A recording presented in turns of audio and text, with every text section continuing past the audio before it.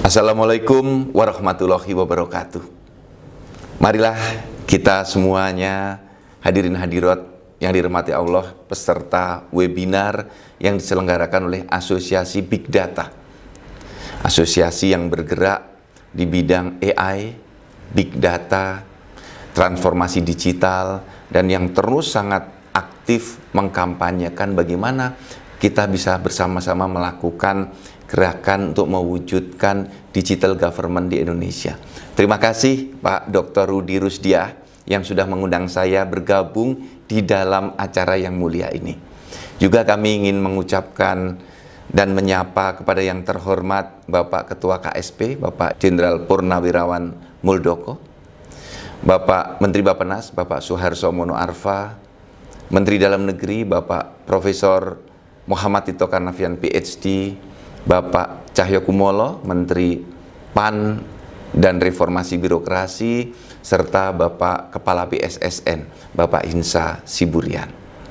Tentu pada kesempatan ini saya ingin lebih banyak berbagi tentang bagaimana transformasi digital yang sudah kami lakukan, yang sedang kami lakukan, dan yang akan kami lakukan.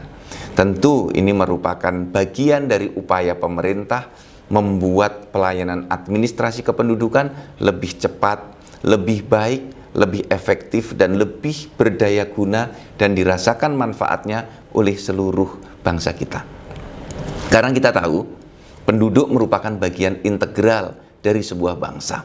Ada 4 unsur yang menjadi modal dasar berdirinya sebuah negara, yaitu penduduk, pemerintah, wilayah, dan pengakuan dari negara lain. Pada kesempatan ini, saya khususnya ingin menyampaikan tentang penduduk, bagaimana tata kelola penduduk di Indonesia itu kita lakukan, sekaligus bagaimana pelayanan kepada penduduk itu di bidang administrasi kependudukan kita lakukan. Nah, Ibu dan Bapak semuanya, peserta webinar, saat ini penduduk di Indonesia berjumlah 279.372 jiwa. Saat ini kaum laki-laki lebih banyak 137 juta dan kaum perempuan 134 juta. Kurang lebih ada selisih lebih banyak kaum laki-laki sekitar 3 juta. Kemudian bagaimana persebaran penduduk kita? Persebaran penduduk kita paling banyak masih ada di Pulau Jawa. Kurang lebih ada di kisaran 56%. Selebihnya ada di Sumatera, kemudian di Kalimantan, kemudian di Bali, NTB, NTT, Sulawesi, dan persentase yang paling kecil ada di wilayah Maluku, Maluku Utara, Papua, dan Papua Barat. Secara demografi, populasi kita persebarannya tidak merata. Dan saat ini, pemerintah Indonesia terus melakukan upaya mengupdate data kependudukan dan menghapus data ganda.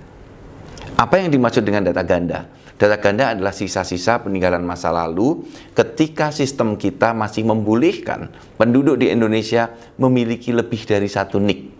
Karena sistem pada waktu itu semua mensyaratkan KTP lokal, beli tanah dengan KTP lokal, buka rekening bank dengan KTP lokal. Maka pada waktu itu setiap kali penduduk pindah selalu membuat KTP-KTP baru. Nah, saat ini itu sudah tidak bisa dilakukan lagi.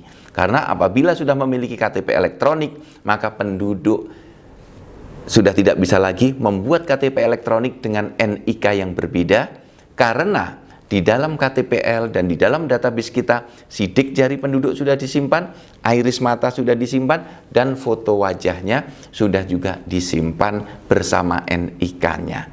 Jadi saat ini kita betul-betul sedang menerapkan single identity number. Satu penduduk cukup memiliki 1 KTPL, 1 alamat, 1 kartu keluarga, dan 1 NIK. Nah, Ibu dan Bapak semuanya, dinamika penduduk kita itu sangat tinggi. Hal ini bisa kita lakukan dan kita lihat datanya secara real time. Setiap hari kita bisa melihat transaksi kependudukan kita karena kita sudah bergerak menuju digital. Sudah berbeda dengan beberapa tahun yang lalu ketika layanan kita semuanya masih dilakukan secara manual. Sekarang kita sudah bertransformasi menuju digital. Walaupun belum semuanya bisa bergerak serentak. Nah, perlu kami sampaikan misalnya data kelahiran, kematian, dan perpindahan penduduk di bulan Januari itu kelahiran 113.000. Yang meninggal dunia 88.000, yang pindah datang 498.000. Artinya bayi yang lahir ini diukur dengan yang membuat akte kematian.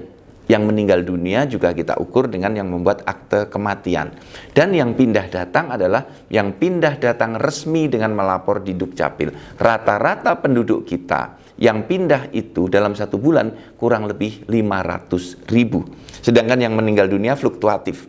Yang meninggal di bulan Januari 88.000, di Februari yang meninggal 93.000, dan cukup tinggi yang membuat akte kematian di bulan Agustus 202.000. Sedangkan kelahiran di Januari 113.000, di Februari 71.000, di Maret turun 41.000, dan sampai dengan Oktober ini kelahiran dicerminkan dengan pembuatan akte kelahiran 53.000.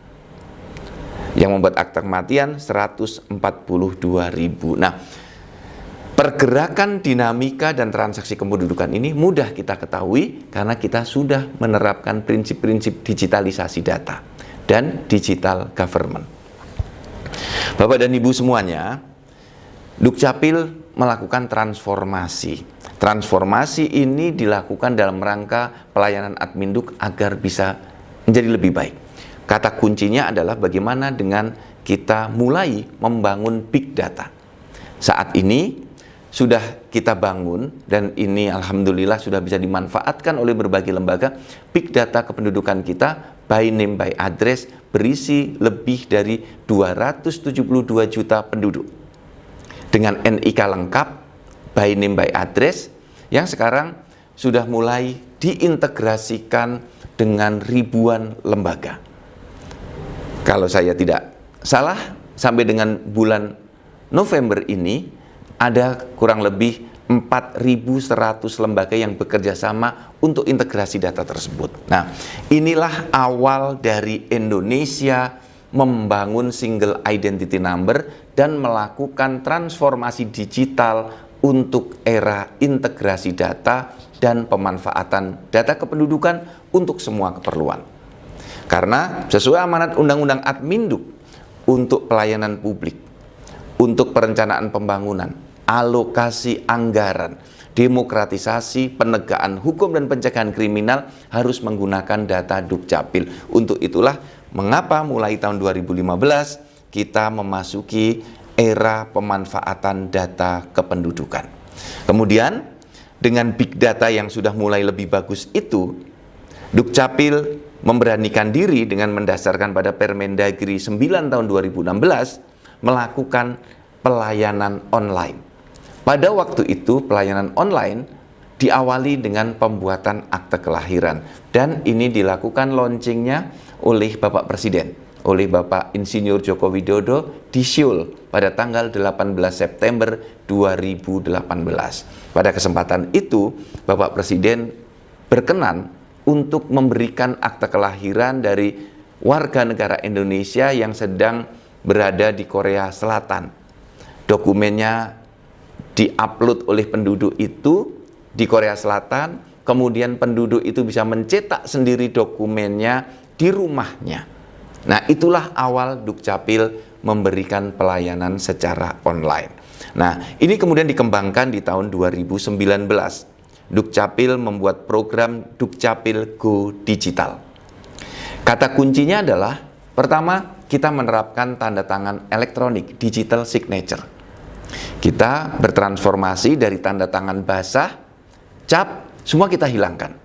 Sepenuhnya menggunakan QR Code. Kita awali di Februari 2019, seluruh Indonesia. Ya, pada waktu itu ada 12 daerah sebagai pilot project. Tahun 2000 kita terapkan semuanya di seluruh Indonesia. Maka ketika terjadi pandemi COVID-19, kita dari Dukcapil sudah bisa work from home tanpa mengurangi kualitas kerja. Karena pegawai Dukcapil dengan tanda tangan digital, dengan paraf digital, sudah bisa bekerja dari manapun, termasuk bekerja dari rumah. Nah, transformasi digital ini disempurnakan dengan Dukcapil bertransformasi dengan cara merubah dulu yang disebut dengan security printing. Jadi Bapak dan Ibu, kalau masih ingat dulu dokumen kependudukan kita dengan kertas yang bagus, kertas yang tebal, sekarang cukup dengan kertas putih biasa karena kita bersandar pada data, pada keakuratan data. Maka yang sekarang diberlakukan adalah tanda tangan elektronik dengan di atas kertas putih biasa.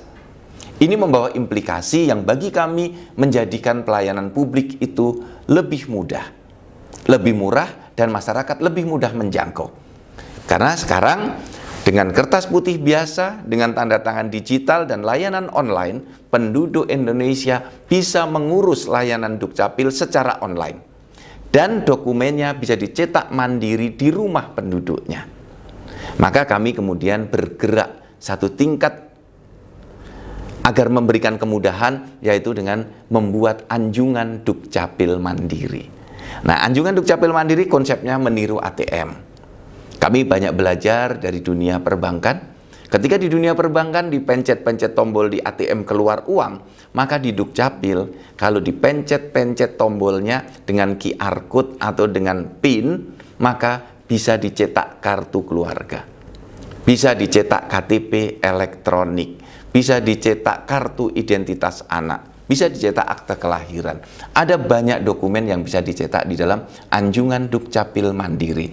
Nah, saat ini anjungan Dukcapil Mandiri kita memang belum banyak, baru di kisaran 208 sampai dengan tahun 2021 ini.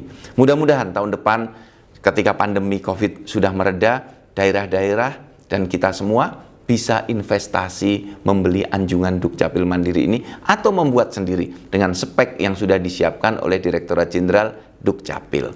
Nah, dengan anjungan Dukcapil ini maka masyarakat bisa mencetak dokumennya kapanpun, malam hari bisa, pagi hari sambil jogging bisa, sehingga tidak terbatas tempat dan tidak terbatas waktu.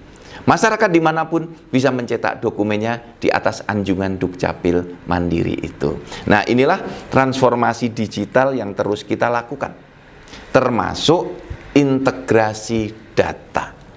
Nah, saat ini data Dukcapil sudah banyak dipakai oleh berbagai lembaga untuk keperluan dari berbagai institusi itu.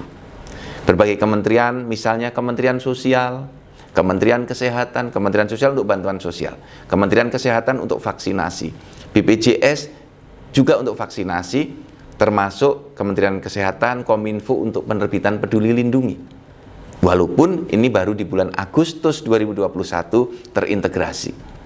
Jauh sebelum itu Kementerian Pertanian, Kementerian Agama ya sudah memanfaatkan data Dukcapil, juga kemudian Kementerian ATR BPN untuk pembuatan sertifikat tanah, Polri untuk pembuatan SIM, kemudian integrasi NPWP dengan NIK oleh Direktorat Jenderal Pajak, PLN untuk subsidi listrik. Nah, itu terus dilakukan. Tentu saja ini membutuhkan dukungan dan partisipasi kita semuanya. Inilah program transformasi digital yang dilakukan oleh Direktorat Jenderal Dukcapil kerjasama dengan berbagai lembaga. Mudah-mudahan ini bisa menginspirasi, bisa menjadikan layanan admin Duk kita menjadi lebih baik. Demikian yang dapat saya sampaikan. Terima kasih banyak kepada Asosiasi Big Data Indonesia dan mohon maaf lahir batin kepada seluruh audiens apabila banyak kesalahan yang ada dalam diri saya selama menjadi pemateri. Terima kasih, mohon maaf lahir batin. Wabillahi taufiq wal hidayah. Wassalamualaikum warahmatullahi wabarakatuh.